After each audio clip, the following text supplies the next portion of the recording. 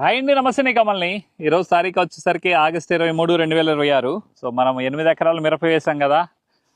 మనకి చాలామంది వేరు పురుగు తీస్తుంది అంటున్నారు. వేరు పురుగు తీస్తుంది అంటే మందు కట్టలో ఒక 250 ml గౌచో కలిపి స్ప్రే చల్లుకోవచ్చు. తేమ ఉంటే తేమ, లేదంటే నీళ్ళల్లో కలిపి మొక్కల దగ్గర పోపించుకుంటే, తైవాన్తో ప్రతి మొక్క దగ్గర ఇట్లా చూపించుకుంటూ వెళ్ళిపోతే మీకు వేరు పురుగు అనేది త్వరగా కంట్రోల్ అయ్యే అవకాశం ఉంటుంది.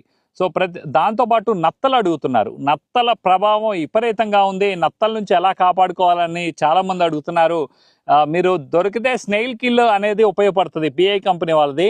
అలా కాకపోతే కొన్ని కోటా బియ్యం తీసుకొని, మోనోక్రోటోఫాస్ తీసుకొని నానబెట్టి దాంట్లో కొంత బెల్లం లాంటిదో బెల్లం నీళ్ళలో కలుపుకొని అక్కడక్కడ ఉన్న ఏరియాలో గనక చల్లుకున్నట్లయితే, సో పొద్దున పూట సాయంత్రం మీరు గనక కొంత జాగ్రత్తగా పిట్టల్ని కాపాడుకోగలిగితే తక్కువ బడ్జెట్లో మోనోక్రోటోఫాస్ ఎకరానికి ఒక 1/2 లీటరు తీసుకొని, బియ్యం ఒక 5 నుంచి 10 కిలోలు తీసుకొని దాంట్లో నానబెట్టుకొని బెల్లం కొద్ది కలుపుకొని గనక మీరు చిమ్ముకోగలిగితే త్వరగా మనకి ఈ నత్తల ప్రభావం నుంచి కాపాడుకునే అవకాశం ఉంటుంది. సో అలా లేకపోతే గనక మోనోక్రోటోఫాస్ బదులు మీకు ర్యాడో అని దొరికిద్ది పురుగు మందు. ఆ ర్యాడో కూడా మీరు కలుపుకొని అలా చేయొచ్చు.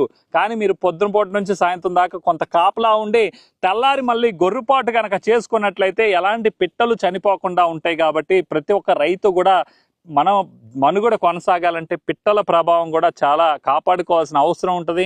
సో కొంతమంది స్నేల్ కిల్లు అంత ప్రభావం లేదని అంటున్నారు. లాస్ట్ ఇయర్ బాగుంది, ఈ సంవత్సరం వాటిని కూడా లెక్క చేయట్లేదు అంటున్నారు. ప్రతి ఒక్క రైతు కూడా ఈ రకంగా చేయండి. ప్రతి ఒక్క చిన్న చిన్న అంశాలను కూడా కొంత జాగ్రత్త తీసుకుంటే మన మనుగడ కొనసాగే అవకాశం ఖచ్చితంగా ఉంటుంది. మీకు ఎలాంటి డౌట్ ఉన్నా ఒక కామెంట్ చేయండి. ప్రతి ఒక్క రైతుకి కూడా మీకు అవసరమైన మందులు చెప్పే బాధ్యత నాది. Thank you. జై జవాన్, జై కిసాన్.